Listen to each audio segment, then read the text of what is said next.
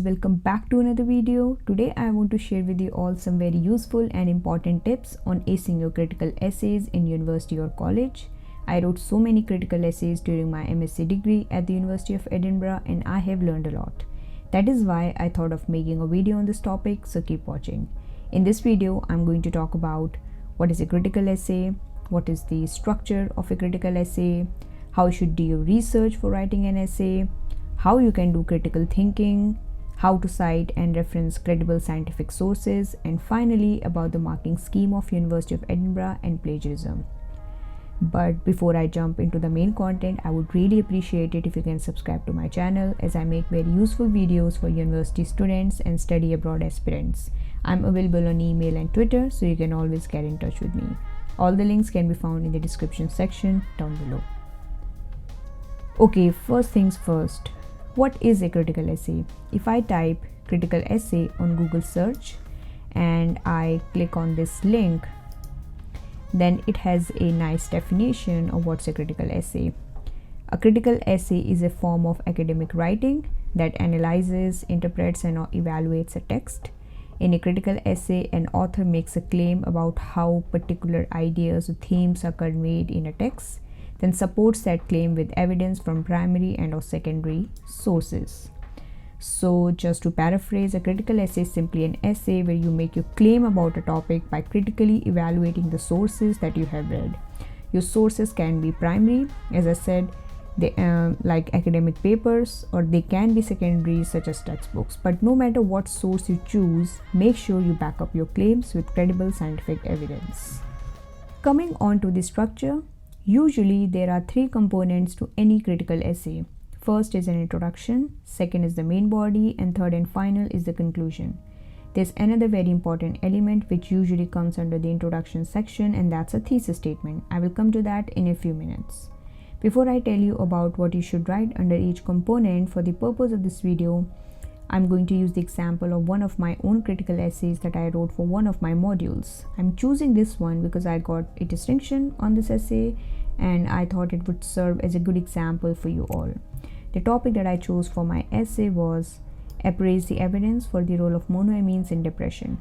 I know this sounds a little bit technical, but please don't get fixated on the technicality, because the purpose is just to share with you all how to write a general critical essay irrespective of subject or topic. So that's how I used to start working on my essays. I used to write the topic on the very top of a Word document, then the word limit, which was usually 2000 words. I used to allot the maximum number of words to the main body because that's where you usually have to present your claims critically. About 500 words to the introduction section, and then 200 to 250 words to conclusion. Coming on to the introduction section, this is where you usually write about any definitions or theories that you're going to be focusing on.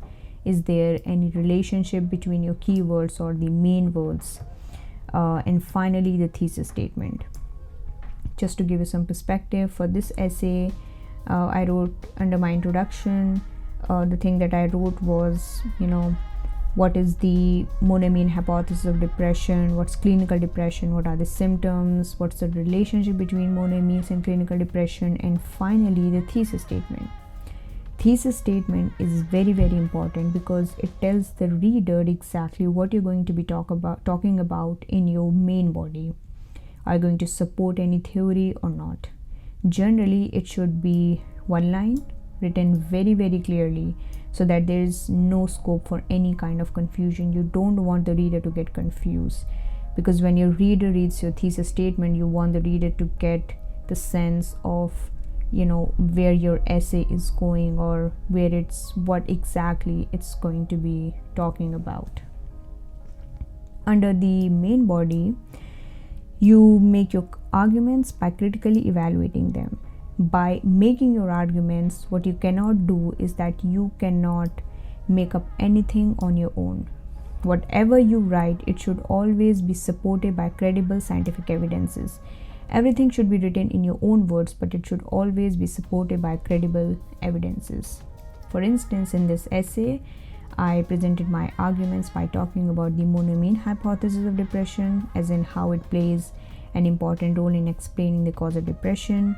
but I also mentioned that it's an incomplete theory, and there are other theories that also support the underlying causes of depression. Obviously, I cannot cover everything that I wrote in my main body, so I've just summarized my arguments very briefly.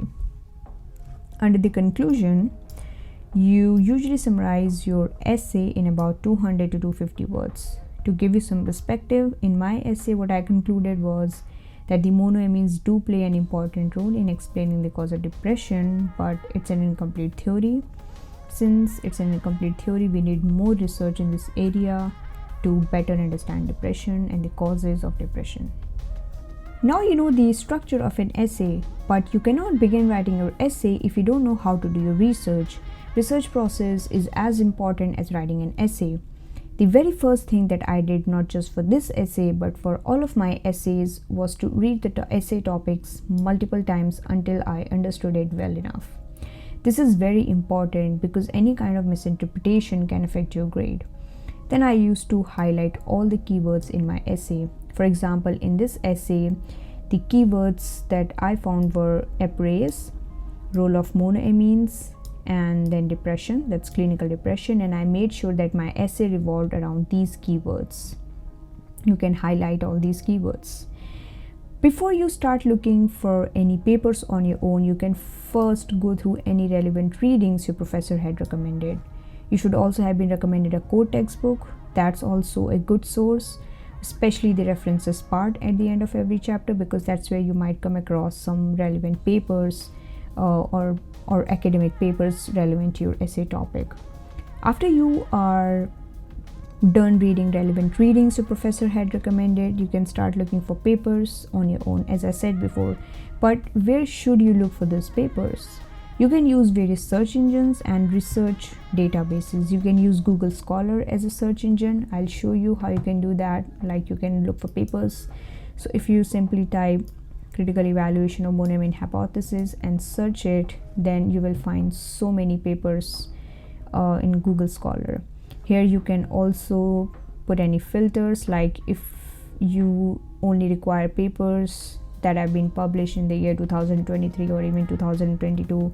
Under the custom range, you can put any year, for example, since 2022 to 2022 to 2022, and then you can search. So here it will only show you all the papers that were published between 2020 to 2022. And you can also select if you only require review articles. So this will only show you review articles here. If you're a student of University of Edinburgh, you also have the option of Discover Ed. You get this if you go to My Ed. Here also you can write, for example, if I write monoamine hypothesis of depression and I search here, it will show me a lot of relevant material, the articles, even book chapters. And here also you can set filters. If you only require full text online, you require peer-reviewed journals, open access, even under resource type you can select if you only need articles, or if you only need book chapters or any thesis or dissertations, previous thesis or dissertation, or just the textbooks. For publication date, you can also set it like it says from 1961 to 2023. You can type 2020, and this will only show you papers that were published between 2020 to 2023. And you have many more options here. You can set your filters accordingly, and that's how you can find relevant papers or papers that are relevant to your essay topic. When you're done reading papers you found relevant, make sure you make a folder in your laptop and you put all of those papers in that folder. It's going to be important for two reasons. Firstly, you're going to have all the papers at one place, and it's going to be very easy when you'll start writing your essay. Second, it's important for the citation and the references, which I'm going to talk about in a few minutes. But how do you know which papers are relevant? So this is one of the papers that I downloaded for the essay that I've been talking about in this video. So when you download this paper, you have the PDF version. First thing that you do is you read the abstract, because abstract gives you the summary of the paper in about 200 to 250 words. So it's really important that you read the abstract first. Then you can read the introduction, especially the second paragraph or the last paragraph of the introduction section, because that's where authors usually present their rationale of the study. And then you can read the conclusion part here, as I will show you here. Yes, there's a conclusion, and then you can read the conclusion. So after reading all these parts, if you think that this paper is relevant to your essay topic, then you can definitely include that paper in your essay. Otherwise you don't have to. So that's how you can read the paper. So all the green highlights that you can see in this paper, after reading that paper, these were the parts that I found relevant to my essay topic. So that's how you can, read an academic paper, and that's how you can find or understand whether that paper is going to be relevant for your essay or not. Let's talk about critical thinking, which is the most important and a bit overwhelming task, especially if it's your first time writing a critical essay. But don't worry, because you can always learn this skill with more and more practice.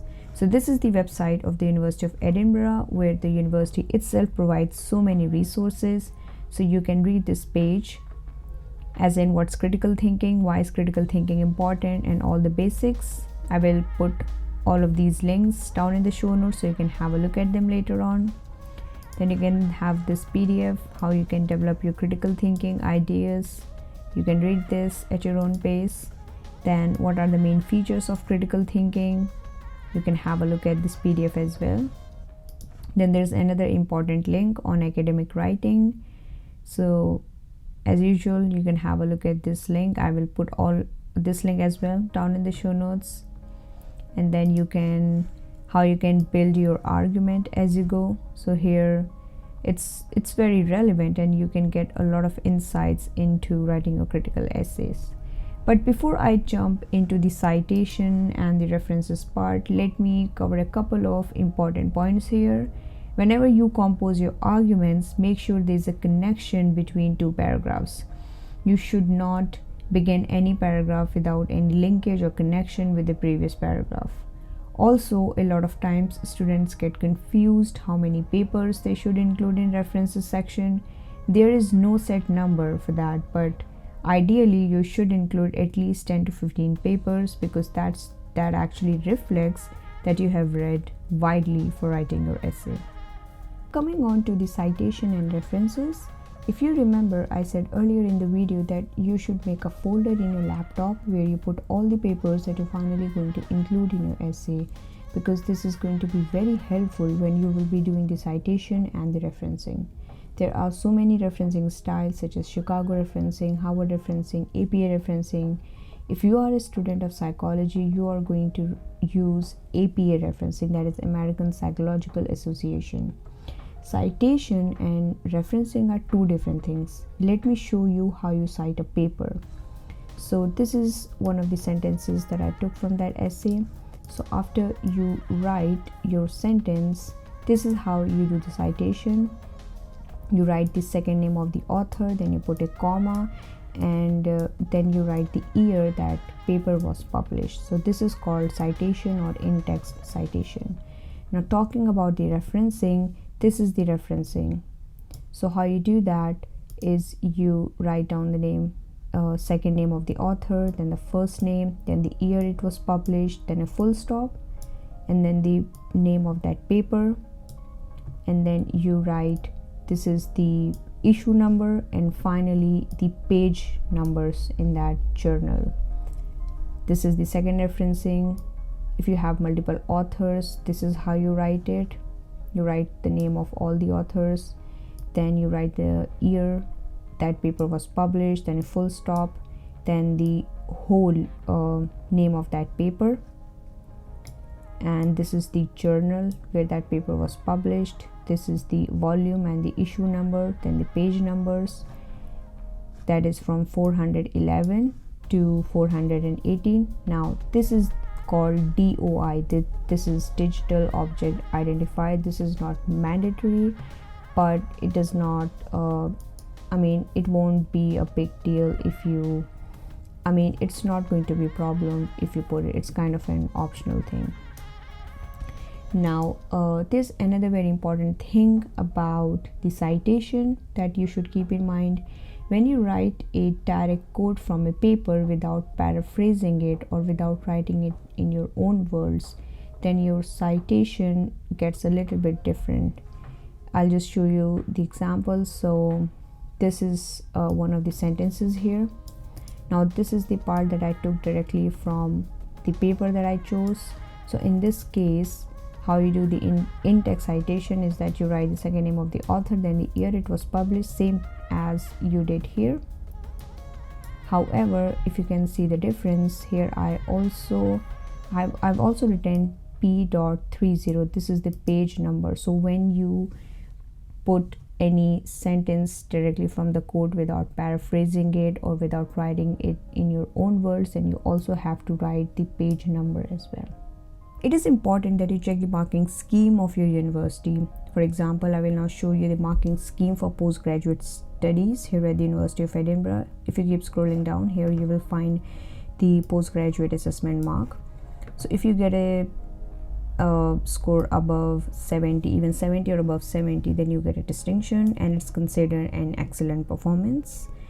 But if you get a score between 60 to 69, it's a B grade. Now it's a B grade, but still it's considered to be a very good performance. However, if you get a score between 40 to 49, it's considered inadequate for a master's degree. It will be, however, satisfactory performance for the diploma and certificate. So I think it's really important that you're aware of the marking scheme of your university. This is just for the University of Edinburgh, and it will obviously or it just might differ from university to university. Now plagiarism is also an important part of your essay. There is a certain amount or percentage of plagiarism that is allowed, but that can depend from university to university and also from one discipline to another. And if your plagiarism goes beyond what's allowed, then your marks will be deducted. There's a software called Turnitin. I think it is here somewhere. Yes, Turnitin. It's a software that you use to check your plagiarism before the final submission, and its access will automatically be provided to you by your university only. But there is something important about plagiarism that I was hoping to talk about in this video. A lot of times students get hung up on the fact that their plagiarism is coming out to be 30% or 35% or 40% when they know that they wrote the entire essay in their own words. But the truth is that there is no fixed percentage. I know this sounds a little bit contradictory to what I said earlier, so let me show you what I mean. So this is the point I'm talking about. So please read this very carefully. There's no safe percentage of matching. Some papers might have 40% similarity and not have any plagiarism if quotes and references are included. On the other hand, a paper with 9% might have big chunks that were cut and pasted from somewhere else and clearly points toward academic miscontent. So it does not matter much the percentage of your plagiarism, as long as you wrote the entire essay in your own words, you paraphrased it properly, and also you cited and referenced everything or every argument that you tried to make in your essay. So I just thought this is something which is important, so that's why I thought of sharing it with you all. Okay guys, I hope you enjoyed this video. I try to make it as detailed as possible. If you still have any questions or queries, please do comment and I will try to answer all of your questions. Also, if you want me to make more videos on such topic, then please do let me know that as well in the comment section down below. And do like this video and share with your friends if they're struggling with critical essays. And finally, take care and stay happy.